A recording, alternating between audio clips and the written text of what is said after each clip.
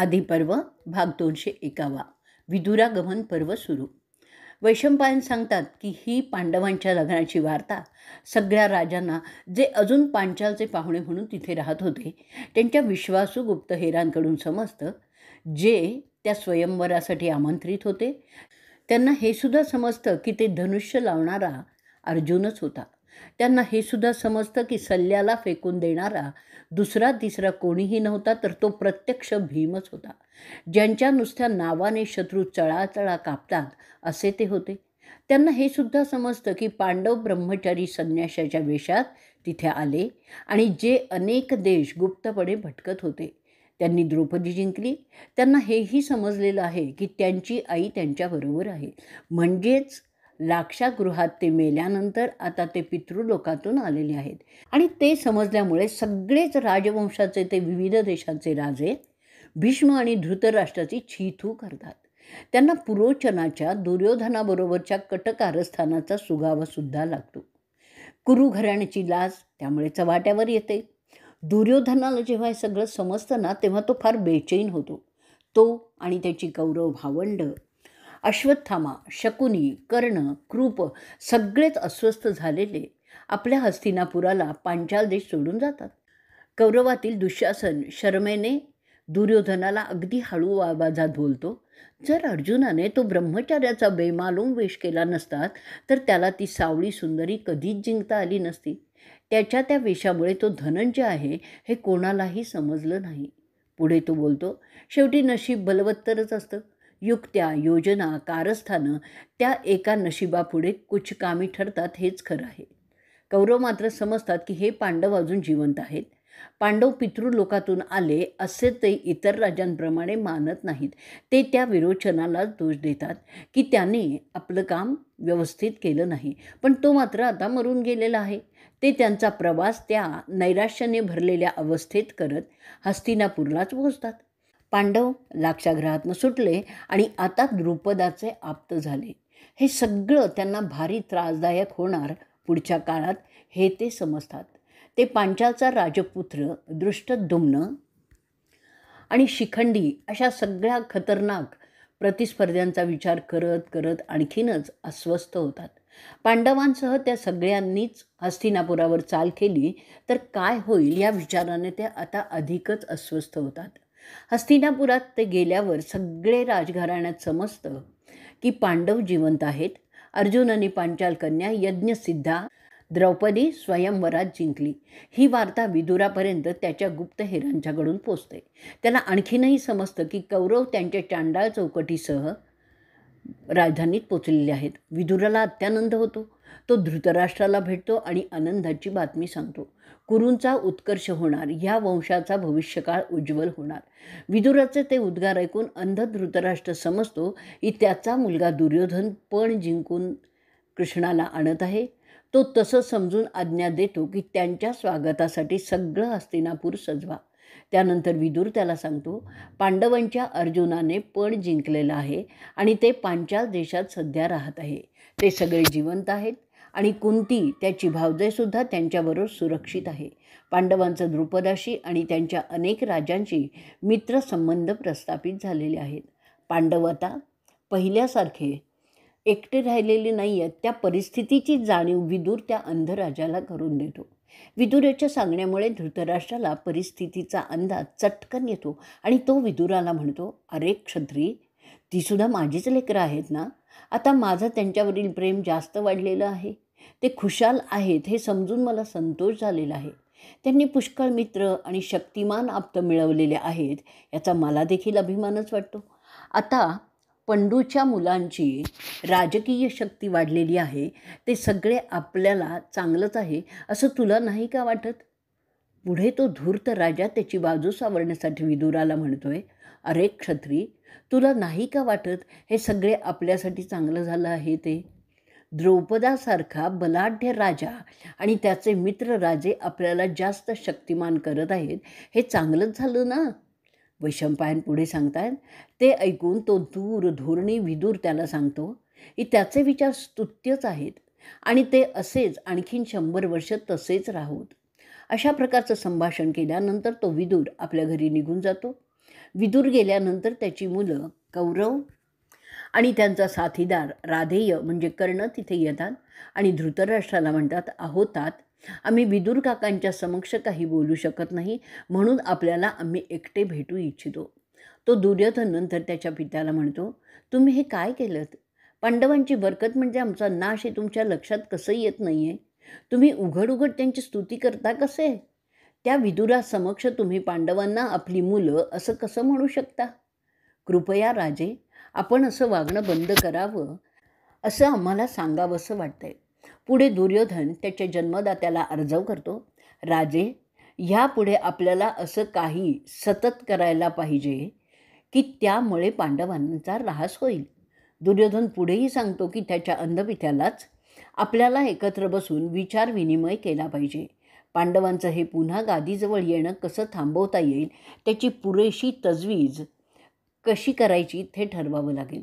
योग्य वेळी जर आपण हे केलं नाही तर आपण आणि आपली मुलं फार मोठ्या संकटात सापडू. पांडवांचे दास बनून आम्हाला राहावं लागेल. हे तुम्हाला आवडेल का?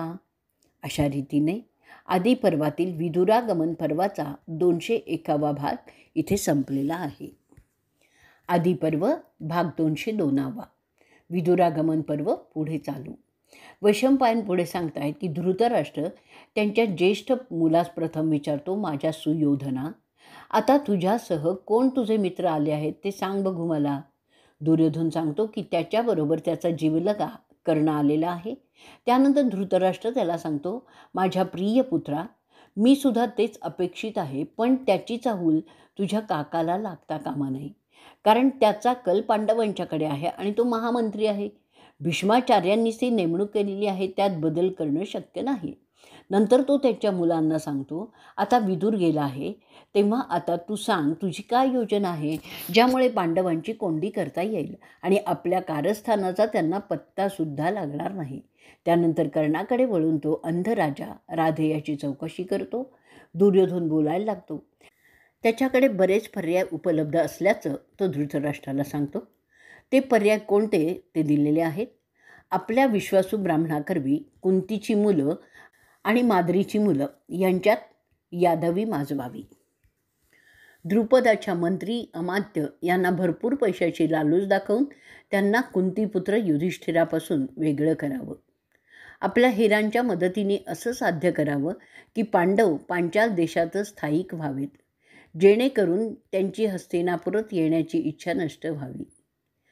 आपल्या कावेबाज दूतांकरवी पांडवांच्यात फूट पाडावी, म्हणजे ते एकमेकात भांडत राहतील आणि आपल्याला मोकळा श्वास घेता येईल.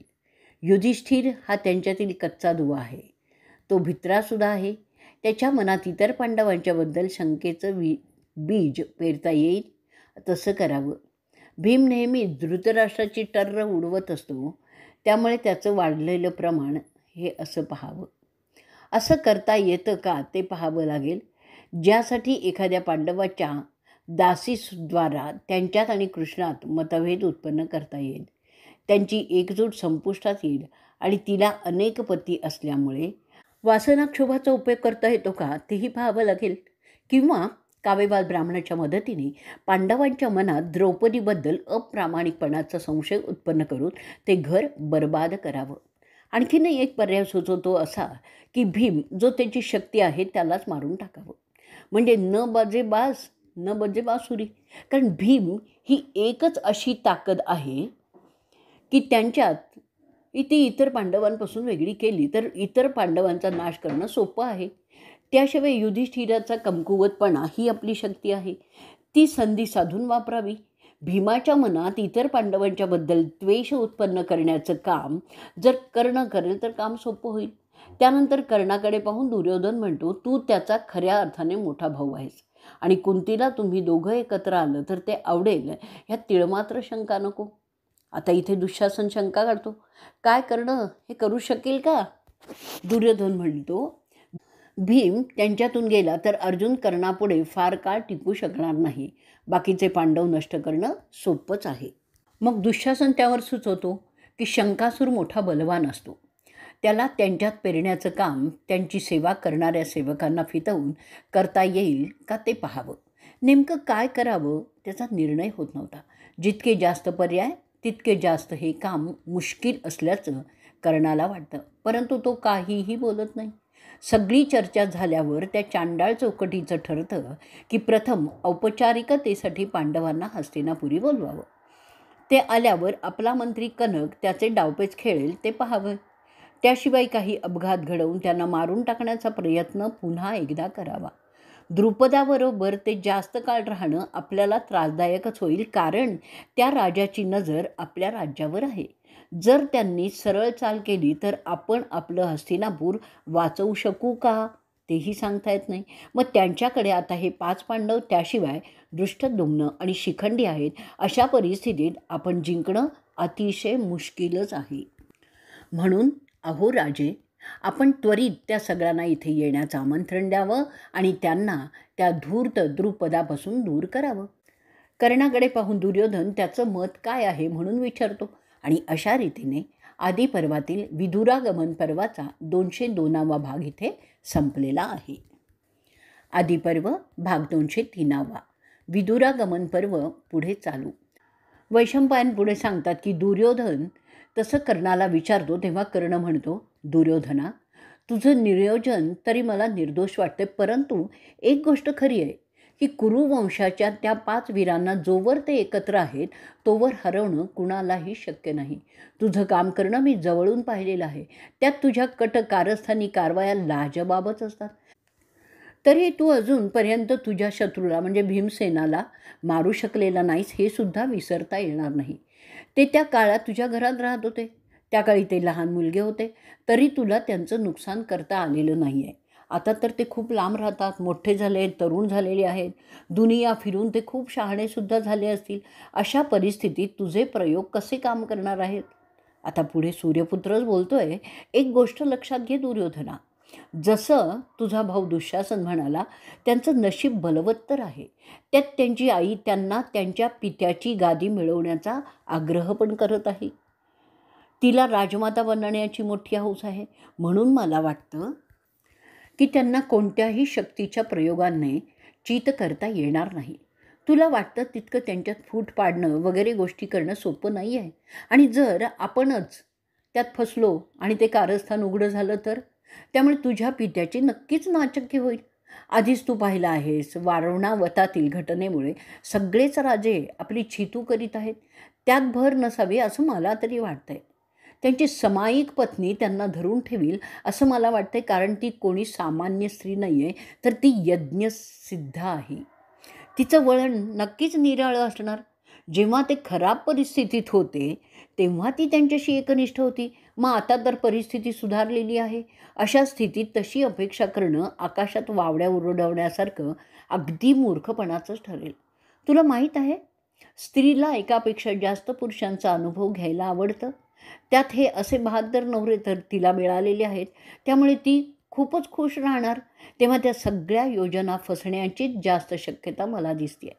त्यांचा सासरा सात्विक सज्जन पुरुष आहे. त्याला आणि त्याच्या समाधानी सेवकांना विकत घेता येईल ही तुझी कल्पना फसण्याचीच जास्त शक्यता आहे. राहता राहिलं दृष्टद्युम्नाचं, तो तर पांडवांशी फारच सलोख्याने वागत असल्याचं आपण पाहिलेलं आहे. म्हणून मला वाटतं आत्ता तुझ्या या सगळ्या योजना तुझ्यावर जर उलटल्या तर तुला कोणीही, अगदी मी सुद्धा वाचवू शकणार नाही. तरी पांडवांचा नाश करणं आपल्या सगळ्यांसाठीच अगत्याचं आहे हे सुद्धा मी नाकारत नाही आहे. आणि म्हणूनच मला वाटतं शक्य तर त्वरित आपण पांचाल देशावर आक्रमण करावं, त्यांना हरवून आपलं मिंध करावं. आज ते पांडव त्यांच्या विवाहाच्या खुशीत रमलेले आहेत. त्या पांचालांची सेना आराम करीत आहे आणि त्यांचे मित्रपक्ष बेसावध आहेत. हीच वेळ योग्य आहे पांचाल देशावर अचानकपणे आक्रमण करण्याची. म्हणून तू त्याच्या तयारीला लाग. पण कोणालाही समजलं नाही पाहिजे की कोणावर आपण आक्रमण करणार आहोत. त्यासाठी जे धाडस पाहिजे ते मात्र तुझ्याकडे असलं पाहिजे. माझ्या मते तो वृष्णींचा कृष्ण दामोदर, त्याला भेटण्याआधी हे सगळं झालं पाहिजे, कारण तो अतिशय धूर्त आणि कावेबाज आहे. तो त्यांना आपल्यावर आक्रमण करण्याचा सल्ला जर देईल तर मग आपली काही धडकत राहणार नाही. तुला मी सांगायला नकोच आहे की आक्रमण करणं हे स्वसंरक्षणाचं एक प्रभावी धोरण आहे. हा कृष्ण पांडवांसाठी म्हणजेच त्यांच्या आत्तेभावासाठी काहीही करायला तयारच असतो. हे मी देखील पाहिलेलं आहे. ज्या प्रकारच्या मौल्यवान भेटी त्यांनी पाठवलेल्या आहेत ते पाहतात त्या कृष्णाचा बेत काही खास असावा असंच वाटतं. वैशंपायन पुढे म्हणतायत, कर्णाचा तो सल्ला धृतराष्ट्राला अतिशय आवडतो आणि तो कर्णाची स्तुतीही करतो. तो म्हणतो, अरे सुतपुत्रा, तू किती छान बोलतोयस. तुझी धाडसाची कल्पना मला फार आवडली बघ. खऱ्या क्षत्रियाला शोभेल असंच तू राधेया बोलत आहेस. परंतु आपण इथे स्वतंत्र कुठे आहोत? ह्या राज्याच्या बाबतीत आपल्याला भीष्म आणि विदुर यांची परवानगी घ्यावी लागेल. त्यांच्या आदेशाविना आपली कोणतीही आज्ञा इतर मंत्री आणि अमात्य मान्य करणारच नाहीत. म्हणून पांचाल देशावर आक्रमण करण्याचा प्रस्ताव तू दुर्योधना त्यांच्यापुढे ठेव. त्यासाठी पटण्यासारखं प्रयोजन तुला त्यांना सांगावं लागेल आणि तसं करण्यातच आपलंही हित आहे. आता वैशंपायन परत पुढे सांगायला लागत आहेत. धृतराष्ट्र त्याच्या विश्वासातील मंत्री बोलवतो, त्यांच्याशी चर्चाही करतो आणि अशा रीतीने आदिपर्वातील विदुरागमन पर्वाचा 203वा भाग इथे संपलेला आहे. आदिपर्व भाग 204. विदुरागमन पर्व पुढे चालू. वैशंपायन सांगतात की धृतराष्ट्र भीष्माला विचारतात त्यांचं मत काय आहे या प्रस्तावाबाबत. पण भीष्म त्यांना उत्तर देतात, अरे धृतराष्ट्रा, पांडवांच्या बरोबर भांडणं मला कधीच मान्य होणार नाहीत. जसा तू माझ्यासाठी आहेस तसाच पंडूही माझ्यासाठी आहेत. तसेच गांधारीची मुलं आणि कुंतीची मुलं मला सारखीच प्रिय आहेत. त्या दोघांचं मी संरक्षण करू इच्छितो. म्हणून जर राज्य गादी हाच प्रश्न असेल तर माझ्या मते आपण ह्या राज्याचे 2 भाग करू. एक भाग कौरव घेतील तर दुसरा भाग पांडवांना मिळेल. त्याने हे लक्षात ठेवलं पाहिजे की ही त्यांची वडिलार्जित ठेव आहे आणि तशी ते जपतील असं पाहावं. जर पांडवांना त्यांचा हिस्सा नाही मिळाला तर कौरवांना सुद्धा तो कसा मिळेल? उगीच वाद न करता शहाण्यासारखं राज्याचे 2 भाग करून हा वाद संपवावा. असे निर्वाणीचे उद्गार भीष्म काढतात. दुर्योधनाने तुझ्या नावाला काळीमा लागणार नाही असं वागावं हे माझं मत त्याला सांग. तुझ्या नावाला काळीमा लागला तर तुझं जीवन काय होईल त्याचा विचार करावा त्याने. चांगलं नाव ही एक शक्ती असते, ती अशी घालवू नये. माणूस त्याच्या कीर्तीने अमर होतो. अरे माणसाची इज्जत गेली की मग त्याच्या वागण्यात त्याच्या जगण्यात काही अर्थच उरत नाही. तर हे धृतराष्ट्रा, हे तू समजून घे आणि तुझ्या मुलांनासुद्धा समजव. आपल्या घराण्याची लाज चव्हाट्यावर येईल असं काहीही करू देऊ नकोस तुझ्या मुलाला. आपल्याला आनंद वाटला पाहिजे की पांडव त्या अपघातात मृत झालेले नाही आहेत. कुंतीसुद्धा वाचली आहे. हे सगळं आपल्यासाठी चांगलं झालेलं आहे हे तू समजून घे. तो पुरोचन त्याच्या योजनेत अयशस्वी झाला. त्यांनी तयार केलेल्या घरात स्वतःच मेला. जे घडलं त्यासाठी कोणीही पुरोचनाला दोषी समजत नाही. उलट सर्व लोक तुलाच दोषी ठरवत आहेत हे तू लक्षात घे. कारण तो पुरोचन तुझ्या दुर्योधनासाठी काम करीत होता हे सगळीजणं जाणतात. आता ते त्यातून सगळे जीवानिशी बाहेर आलेले आहेत, परत आलेले आहेत. त्यामुळे जग तुला तेवढा दोष देणार नाही. पण जर तू पुन्हा असं काही केलंस तर मग मात्र जग आणि मी सुद्धा तुला माफ करणार नाही. जोपर्यंत ते कुरु घराण्याचे पांडव जिवंत आहेत तोवर त्यांची मालमत्ता त्यांच्यापासून कोणीही हिरावून घेऊ शकणार नाही. इथे एक गोष्ट लक्षात घे तू, हे पांडव गुणी आणि सत्प्रवृत्त आहेत. त्यांची एकी मजबूत आहे. आजवर त्यांना चुकीच्या पद्धतीने त्यांच्या हक्कांपासून दूर ठेवलं गेलेलं आहे. हे सगळं थांबलं पाहिजे. मी सांगतो तसं कर, त्यांना त्यांचा हिस्सा देऊन टाक. असं करून तुम्ही काही मेहरबानी करत नाही आहे. आणि अशा रीतीने आदिपर्वातील विदुरागमन पर्वाचा 204 भाग इथे संपलेला आहे. आदिपर्व भाग 205. विदुरागमन पर्व पुढे चालू. वैशंपायन म्हणतात, भीष्मांचं बोलणं संपल्यावर द्रोण सांगायला लागले त्यांचं मत. ते म्हणाले, अरे धृतराष्ट्रा, असं आपण ऐकतो की जर मित्राला काही सल्ला विचारला तर त्याने प्रामाणिकपणे खरा सल्ला द्यावा, ज्यामुळे त्याची कीर्ती होईल. मी सुद्धा त्याच विचारांचा आहे जे सन्माननीय भीष्मदेव बोलले. पांडवांचा जो हिस्सा आहे तो त्यांना देऊन मोकळा हो. ते अंतिम सत्याला धरूनच होईल. माझ्या मते तू त्वरितच आपले दूत द्रुपदाकडे पाठवून त्यांच्याशी सन्माननीय वागणूक करून पांडवांसाठी आणि विशेष करून कुरु घराण्याच्या स्नुषेसाठी महागड्या भरपूर भेटवस्तू पाठवून त्यांचं स्वागत करावंस. तो दूत द्रुपदाला धन्यवाद देईल, कारण ह्या नव्या नात्यामुळे आपण 2 घराणी जवळ आलेली आहेत. त्यामुळे कसं दोघांचं भलं होणार आहे ते त्यांनी तिथे विशद करावं. तो तुझा दूत असं सांगेल की पांडवांच्या जिवंत असण्यामुळे तुला आणि तुझ्या सगळ्या पुत्रांना फार आनंद झालेला आहे. ह्या गोष्टीचं द्रुपद आणि दृष्टद्युम्नाकडे पुढे पुन्हा पुन्हा उच्चारण करून त्यांचा त्यावर विश्वास बसेल असं काहीतरी बघ. जे घडलं ते विधिलिखित आहे, ते आपण सगळे स्वीकारतोच असा युक्तिवाद त्यांनी मांडावा. तो तुझा दूत पांडवांचे आणि कुंतीचं पुन्हा पुन्हा कौतुक करेल, ज्यामुळे जर त्यांच्या मनात काही संदेह असेल तर तो निघून जावा. ते झाल्यानंतर तो दूत पांडवांना हस्तिनापुरी परत केव्हा येणार असं विचारली. त्याआधी द्रुपदाच्या मुलाला सुद्धा काही योग्य दर्जाच्या भेटवस्तू तू देईल. त्यानंतर तुझे 2 मोठे पुत्र दुःशासन आणि विकर्ण जातील आणि मोठ्या प्रेमाने त्यांच्या चुलत भावंडांना रत्नजडित रथातून हस्तिनापुरी घेऊन येतील. तुम्हाला जरी ते इथे नको असले तरी हे नाटक तुमच्या भवितव्यासाठीच आहे, हे धृतराष्ट्रा तू समजून घे.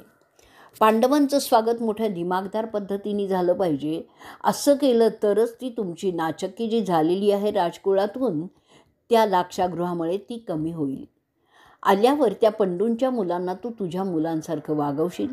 क्वचित प्रसंगी थोडं जास्तही प्रेम देशील.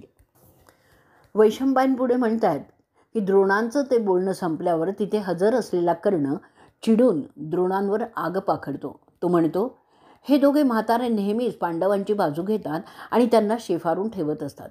तुमच्या संपत्तीतून त्यांना म्हणे महागड्या भेटवस्तू द्या. अहो धृतराष्ट्रराजे, तुम्ही ह्यांना नेहमीच तुमचं हितचिंतक समजतात, परंतु त्यांचं सांगणं कधीच तुमच्या हिताचं नसतं.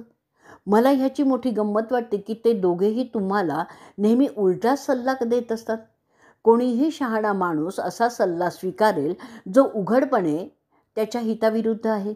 मनात एक आणि तोंडात दुसरं असं बोलणारे लोक तुमच्या भोवती तुम्ही जमा केलेले आहेत. त्यामुळे एक दिवस कदाचित तुम्हाला पश्चाताप होईल. हे मात्र खरं आहे की वाईट काळात मित्र उपयोगी पडत नाही. ज्याचं त्याचं सुख आणि दुःख त्याच्या नशिबावर अवलंबून असतं, हेही खरं आहे. तुम्ही शहाणे असा किंवा मूर्ख असा, तरुण असा किंवा वृद्ध असा, मित्र असा किंवा शत्रू असा, तुम्हाला तुमच्या नशिबाप्रमाणेच फळं मिळतील. तुमचं नशीब तुम्ही नाही बदलू शकत. एक गोष्ट आठवली म्हणून सांगतो तुमच्या परवानगीने. एक अंबुविच नावाचा राजा होता. तो त्याचं काम त्याच्या अमात्यावर सोडून फक्त हवा खात बसलेला असायचा. त्याच्या महाकर्णी नावाच्या अमात्याने सगळी सत्ता ताब्यात घेतली आणि अखेरीला तो माजलेला अमात्य त्या राजालाच गादीवरून फेकून देण्याचा प्रयत्न करतो. परंतु त्याला यश येत नाही आणि राजा अंबुविच तसाच राजा राहतो आणि मंत्री मात्र नष्ट होतो. महाराज, या कथेचं तात्पर्य आपण जाणता की नशीब थोर असतं आणि त्यानुसार सगळं काही होत असतो. जर पांडवांचं नशीब तुमच्या मुलांच्या नशिबापेक्षा जास्त बलवत्तर असेल तर तुम्ही काहीही करा, जय पांडवांचाच होणार आहे, हे मात्र निश्चित. आणि जर तुमचं नशीब बलवत्तर असेल तर सगळी दुनिया जरी तुमच्या विरुद्ध गेली तरी त्यांनी तुमचं काहीही बिघडणार नाही, हेच सत्य आहे. आता मात्र तुम्ही तुमच्या सल्लागारांचा प्रामाणिकपणा तपासून पाहावा, म्हणजे खरं कोण आहे खोटं कोण आहे हे समजेल. वैशंपायन पुढे सांगतायत, कर्णाचं ते विरोधी बोलणं ऐकून द्रोण त्याला म्हणतायत, तुझ्या या बोलण्यावरून तू किती विकृत मनाचा आहेस हे स्पष्ट झालं आहे. तुझ्या विकृत मनातून तुझा कुरु घराण्याचा मनातला द्वेष स्पष्टपणे मला दिसतोय.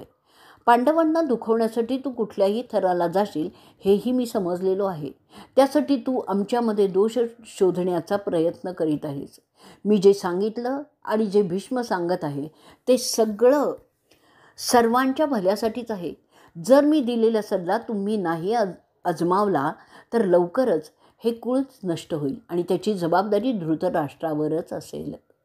अशा रीतीने आदिपर्वातील विदुरागमन पर्वाचा 205वा भाग इथे संपलेला आहे.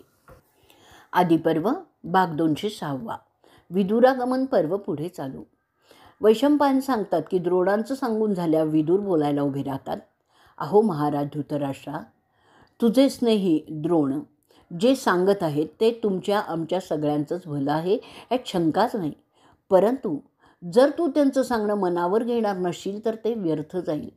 जे शंतनुपुत्र भीष्म सांगतायत ते अतिउत्तम आहे.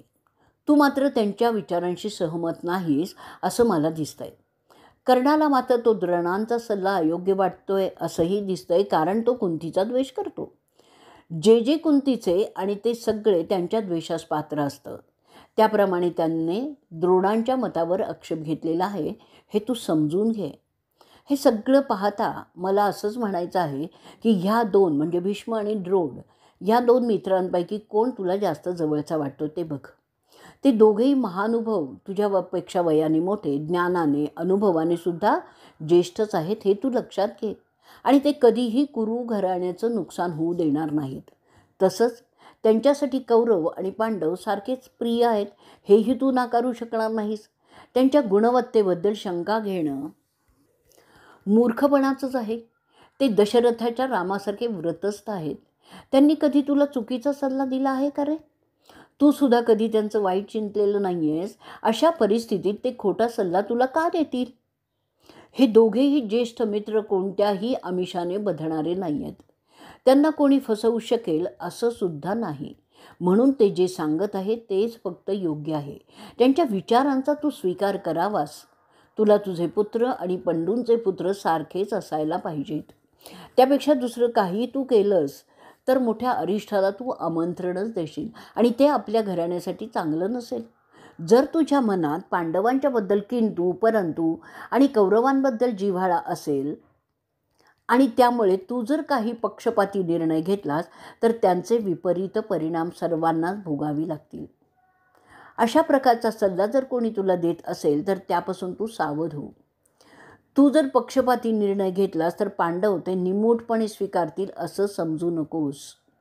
त्यांची ताकद आता दिवसेंदिवस वाढत आहे, म्हणून सामोपचाराने जेवढं घेता येईल त्यावर तू आणि तुझी मुलं समाधानी राहतील तर तेच कुरु घराण्यासाठी चांगलं आहे. जर पांडवांनी ठरवलं तर ते कौरवांना केव्हाही पराजित करून त्यांच्या अंकित करू शकतील. जर असं झालं तर जी बेइज्जती होईल त्याचासुद्धा तू विचार कर. भाऊबंदकीचा तमाशा करू नकोस. सव्यसाची अर्जुनाला इंद्रसुद्धा हरवू शकत नाही, तिथे तुझे वीर काय टिकणार आहेत रे? युद्धात नकुल आणि सहदेव आणि युधिष्ठिर कोणालाही हरवता येणार नाहीत. भीमाशी लढणार कोण? तेव्हा ह्यांच्याशी वैर करून तुझी मुलं काहीही साध्य करू शकणार नाहीत. तुम्हाला माहीत आहे की पांडव आणि त्यातल्या त्यात युधिष्ठिर प्रेमळ, सात्विक आणि समाधानी आहे. त्यामुळे जे योग्य कराल त्यावर ते समाधान मानून शांतच बसतील. तुम्ही तुमच्या राज्यात सुखाने राज्य करू शकाल आणि ते त्यांच्या राज्यात.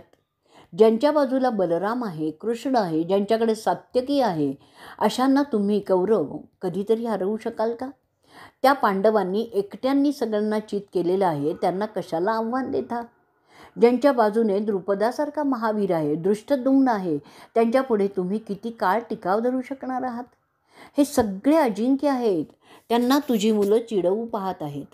त्यामुळे फक्त विनाशच मला दिसतोय. आणखीन एक गोष्ट लक्षात घे.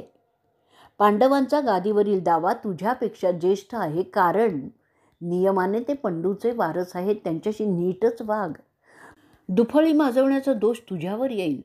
पुरोचनाचे प्रकरण अजून लोक विसरलेली नाही आहेत आणि तशातच आणखीन काही अभद्र कृत्य करण्याचा प्रयास तू दुर्योधनाच्या सांगण्यावरून केलास ना, तर तुम्हा कौरवांचा नाश निश्चितच आहे.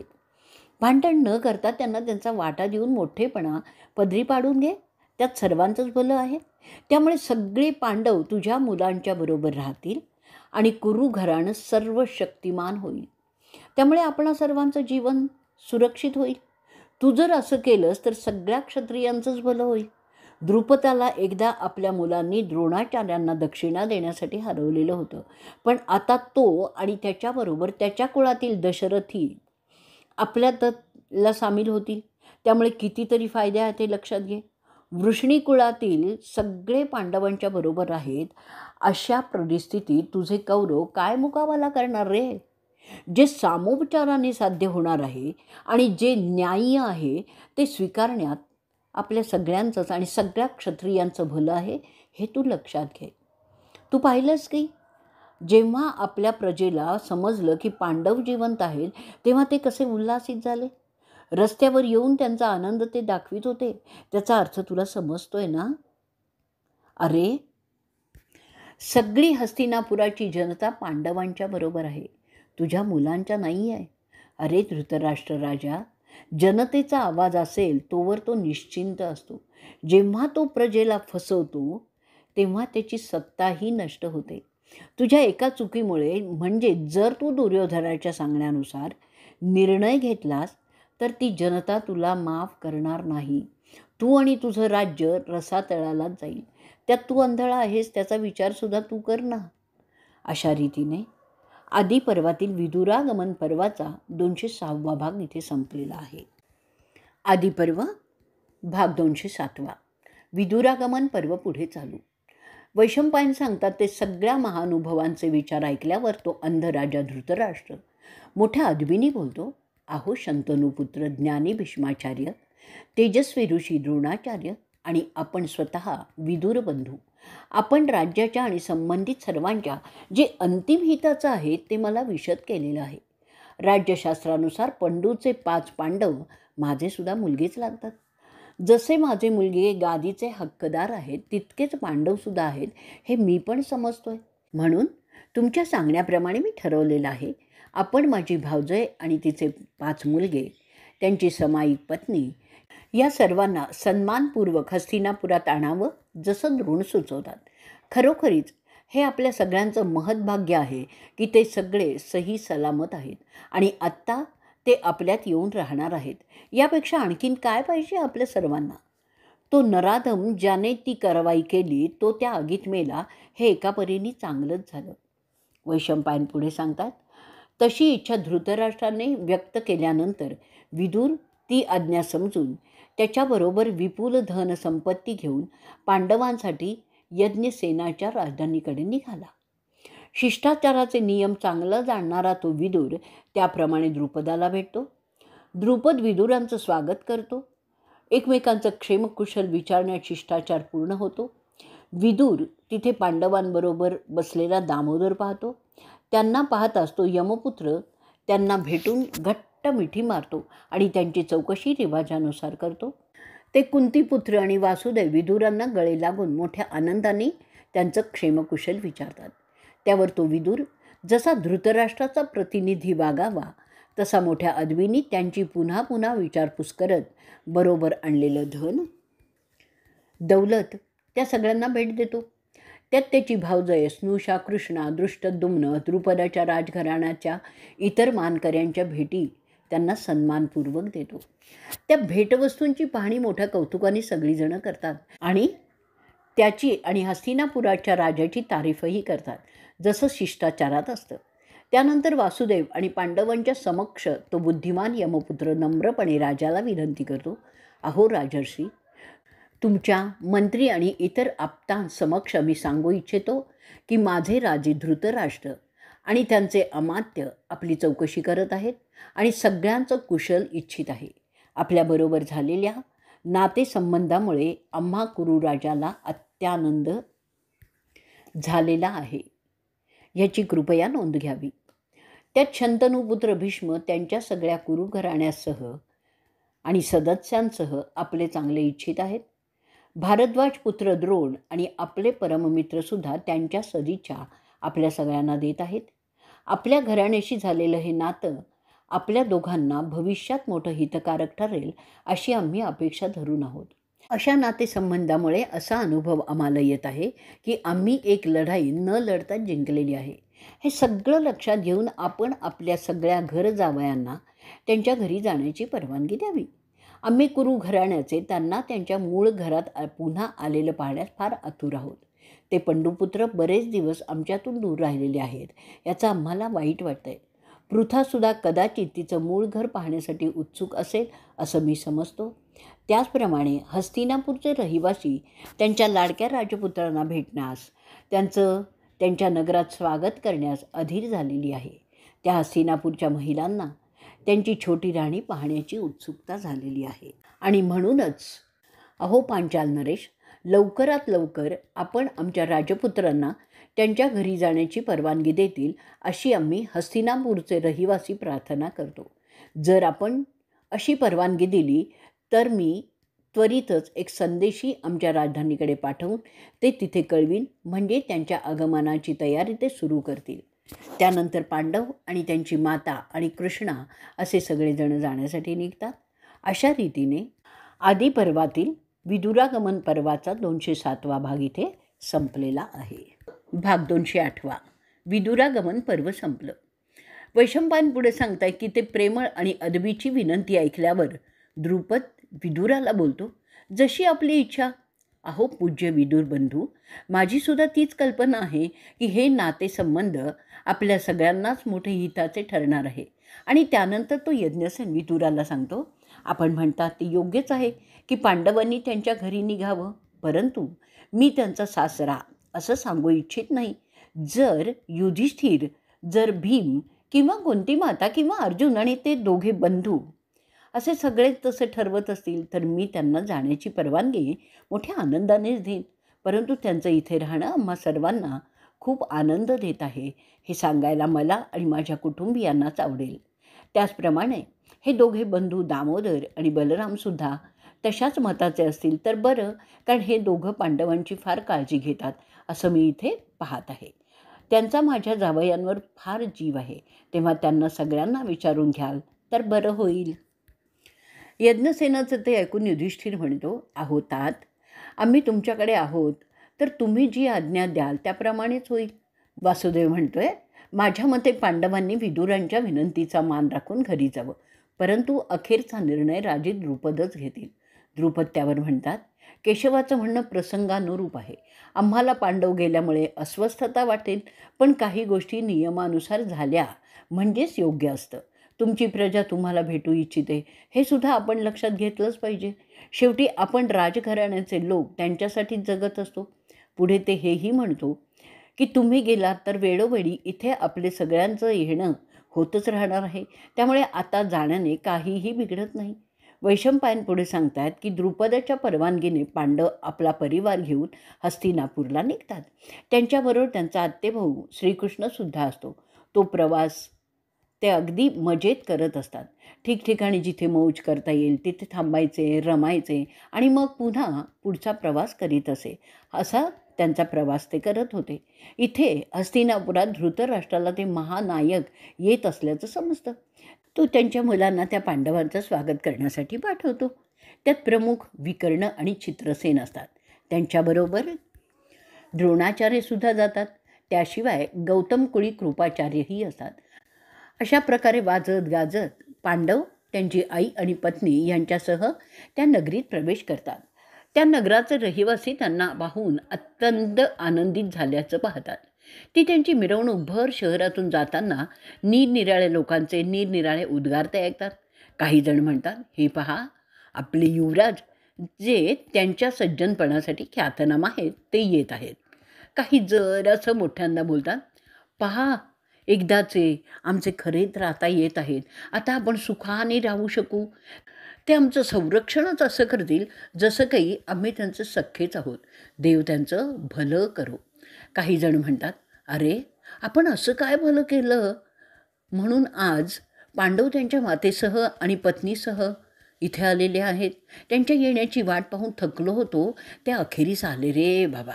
काही वृद्ध माणसं त्यांना दीर्घायुष्याचा दुवा देतात, तर काही बायका द्रौपदीला वाकून वाकून पुन्हा पुन्हा पाहून तिच्या सौंदर्याची वाखाणणी करत होत्या. काही बायका कानशिलावर बोट दाबून त्यांची दृष्ट काढत होत्या. एकंदरच सगळे प्रजाजन खूप आनंदी झाले होते असंच दिसतंय. प्रवासाअंती ते राजवाड्यात पोचतात.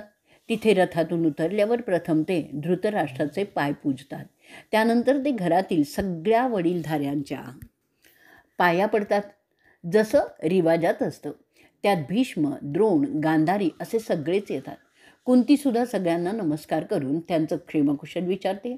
नववधू सगळ्यांच्याच पाया पडते आणि त्यांचे आशीर्वादही घेते. पांडव वाड्याबाहेर जाऊन तिथे जमलेल्या जनसमुदायात मिसळून त्यांची वास्तुपुस्त करतात. जुन्या दोस्तांना मिठ्या मारून जुन्या ओळखी ताज्या करतात. लहानांचे गालगुच्चे घेतात. तिथे जमलेल्या महिलांची सुद्धा जातीने खुशाली विचारतात. तरुण महिला त्या पांडवांच्या भोवती जमून नववधूबद्दलचे चेष्टा मस्करी करतात, जसं नेहमी लग्नानंतर सर्वत्र होतं. एकंदरच वातावरण अतिशय उत्साही झालेलं होतं. प्रत्येकालाच असं वाटत होतं जणू काही त्यांच्या घरातलाच कोणीतरी अगदी जवळचा दूर प्रवासाहून आलेला आहे. असे सगळे प्राथमिक औपचारिक आटोपल्यावर सगळे पांडव त्यांच्या परिवारासह त्यांना राहण्यासाठी नेमलेल्या कक्षात धृतराष्ट्राच्या आज्ञेने प्रवेश करतात. तिथे ते काही काळ आराम केल्यानंतर त्यांना भीष्माच्या आज्ञेने दरबारात बोलवण्यात येतं. तिथे धृतराष्ट्रासह भीष्म, द्रोण आणि इतर महत्त्वाचे दरबारी स्थानापन्न असतात.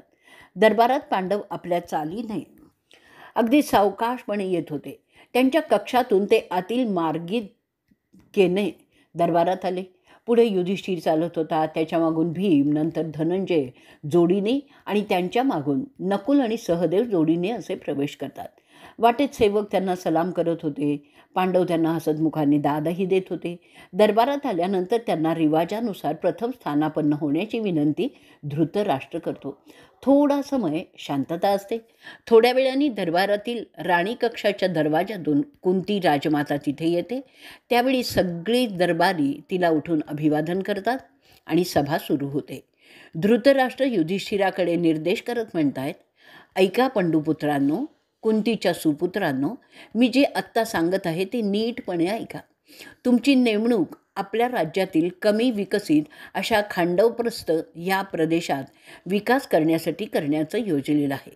तिथे जर तुम्ही जाण्यास तयार असाल तर तिथे तुम्हाला कोणत्याही प्रकारची बाधा होणार नाही, कारण तो प्रदेश कोणालाही एरवी नको आहे. तिथे जर तुम्ही तुमचं राज्य विकसित करण्यास तयार असाल तर त्याची त्वरित व्यवस्था होईल. निरंकुश असे तुमचेच राज्य ते असेल आणि तुम्ही 5 जण तुमच्या आई आणि पत्नीसह सुखाने राहू शकाल. आणि जो तणाव आपण इथे भावंडांच्या मारामारीचा आजवर अनुभवलेला आहे तो तणाव राहणार नाही. त्यामुळे आपल्या राज्याचे 2 हिस्से तेही समान होतील आणि खांडवप्रस्थ हा त्यातील एक आहे जो तुम्हाला दिला जात आहे. जर तुम्हाला हे मंजूर असेल तर हा तंटा इथेच संपेल आणि 2ही चुलत परिवार गुण्या गोविंदाने विना तंटा बखेडा यापुढे राहाल, अशी ही योजना आहे. ते ऐकल्यावर युधिष्ठिर त्याच्या 4ही भावंडांच्याकडे आणि आईकडे उत्तरासाठी पाहतो. त्या प्रस्तावाला नाकारण्यासारखं काहीच नाही म्हणून तो तुम्हा मुलांनी आनंदाने स्वीकारावा असं कुंती खुणेने सुचवते. एक एक करून सगळे तो प्रस्ताव योग्य आहे असं मूक अनुमोदन देतात आणि त्यानंतर ते महारथी शूरवीर योद्धे, शुद्ध क्षत्रिय कुळाचे कुरुवंशी पंडूंचे पुत्र खांडवप्रस्थाकडे जाण्याच्या तयारीला लागतात. आपला हक्क संविधानिक मार्गाने मिळाला म्हणून नीतिनिष्ठ युधिष्ठिर जास्त समाधानी झाला होता. तर दुसऱ्या बाजूला भीम आणि इतर 3 खांडवप्रस्थाच्या विकासाच्या योजनांच्या विचारात गुंतूनही गेले होते. नगररचना, घरांच्या व्यवस्था, रस्ते, तलाव, बंधारे इत्यादी कशा असाव्यात अशा गोष्टीत अर्जुन मोठी स्वप्न पाहत होता. नकुल आणि सहदेव कृषीचा विकास तिथे कसा करता येईल आणि व्यापार उद्योग कसे वाढतील त्याच्या विचारात असताना भीम आपलं सैन्य कसं असावं, खांडवप्रस्थाचं संरक्षण असं बिनतोड कसं असेल याचा विचार करत होता. युधिष्ठिर न्यायव्यवस्था कशी शुद्ध राहील, खांडवप्रस्थाच्या आतील न्याय सुव्यवस्था कशी करावी, त्यासाठी शिपाई दल कसं असावं, अशा गोष्टींच्या विचारात गुंग झाले होते. आता वैशंपायन पुढे सांगतायत की खांडवप्रस्थाला आल्यावर ते पाहतात की तो एक वैराण प्रदेश आहे. ते पाहूनच अर्जुन समजतो की अशा प्रदेशाचं आकर्षण त्या कौरवांना नसणारच. भीम, नकुल आणि सहदेव सगळे त्याच विचारात असतात. युधिष्ठिर निराश झालेला होता, कारण त्याला वाटत होतं की एक चांगला समृद्ध भाग आपल्याला मिळेल, आपण तिथे मजेत राहू. पण त्याच्या कल्पनेपेक्षा विपरीतच झालेलं होतं. बायको फुकटात मिळाली, आता राज्यसुद्धा मिळेल अशा भ्रमात मुळात भित्रा असलेला तो दैववादी हतबल झाला होता. कुंती त्यांना सांगते, मुलांनो, ही तुमच्या हिंमतीची परीक्षा आहे. जर त्यात तुम्ही यशस्वी झालात तर तुम्ही खरोखरच पंडूची मुलं शोभाल. पुढे ती असंही सांगते की ह्याही पेक्षा वाईट परिस्थितीतील प्रदेशांचं तुमच्या पित्यांनी नंदनवन केलेलं आहे. हस्तिनापूर काय होतं ते तुम्हाला माहिती नाही आहे. ते असंच होतं, परंतु तुमच्या पित्याने ते आजच्या समृद्ध अवस्थेत आणलेलं आहे. जसं त्यांनी केलं तसंच तुम्ही खांडवप्रस्थाचं कराल याबद्दल मला विश्वास आहे. भीष्मदेवांची सुद्धा तशीच अपेक्षा तुमच्याबद्दल असेल, म्हणून हा वैराण भाग तुम्हाला त्यांनी दिलेला आहे.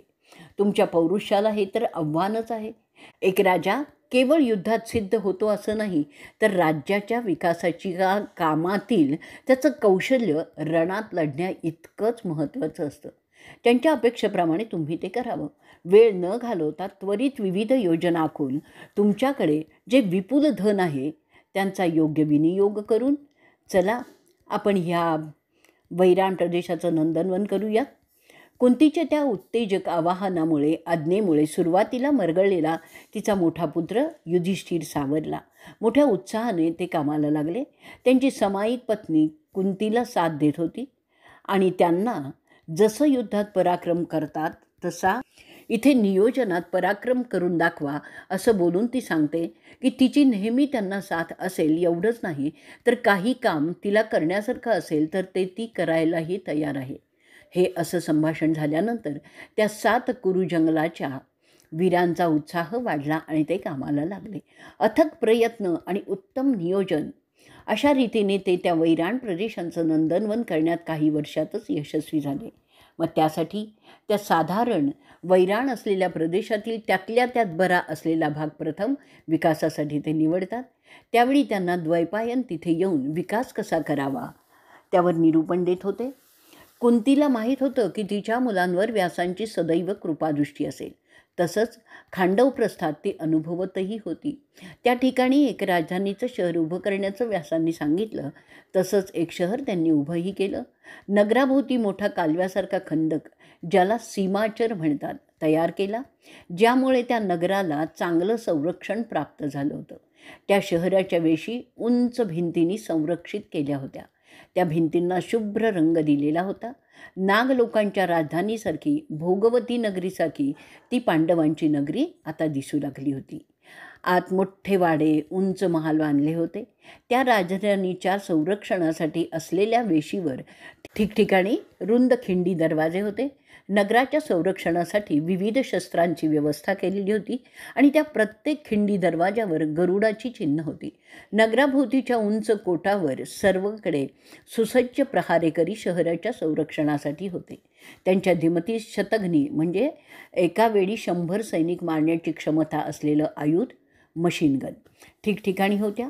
त्या शहराचे रस्ते पक्के बांधलेले होते. ते पुरेसे रुंद होते, त्यामुळे रहदारीमुळे अपघात होण्याची सुतरामही शक्यता नव्हती. ती खरं तर दुसरी अमरावती असावी अशी सुंदर आणि सुसज्जही होती. त्या नगराचं नाव इंद्रप्रस्थ असं ठेवलं गेलं. शहराच्या अतिसुंदर जागी पांडवांचे महाल बांधले गेले. ते महाल सर्व प्रकारच्या वैभवाचे प्रदर्शन करणाऱ्या जड जवाहिरांनी भरलेलेच होते. जणू काही कुबेराचेच ते वाडे असावेत. शहराच्या सौंदर्यात भर घालण्यासाठी अनेक उपवनं आणि छोटे छोटे बगीचेही तयार केले होते. त्या उपवनात विविध फळांचे, फुलांचे वृक्ष लावले होते.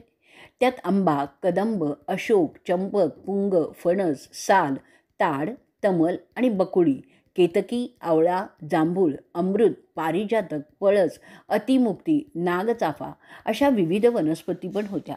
त्यांच्या फुलांच्या सुगंधामुळे त्या नगराचं वातावरण प्रसन्न होत होतं.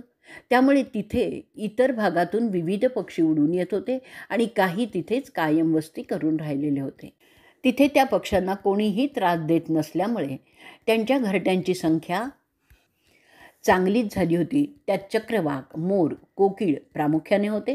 तिथे असलेल्या तलावात कमळं आणि इतर जलवनस्पती होत्या. त्यामुळे ते तलाव अतिशय सुंदर दिसत होते.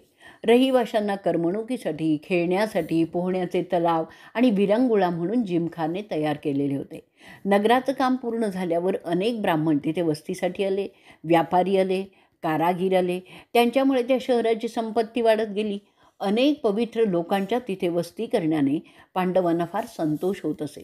दिवसेंदिवस ती नगरी अधिकाधिक समृद्ध होत होती. त्यांना त्या कामात भीष्म आणि धृतराष्ट्र, त्यांचा आत्तेभाऊ कृष्ण आणि बलराम आणि स्वतः कृष्णद्वैपायन यांचं अनमोल साहाय्य मिळालेलं होतं. सर्व स्थिर झाल्यावर कृष्ण आणि बलराम पांडवांचा निरोप घेऊन आपल्या द्वारकेला जातात आणि अशा रीतीने आदी पर्वातील विदुरागमन पर्वाचा 208वा भाग इथे संपलेला आहे.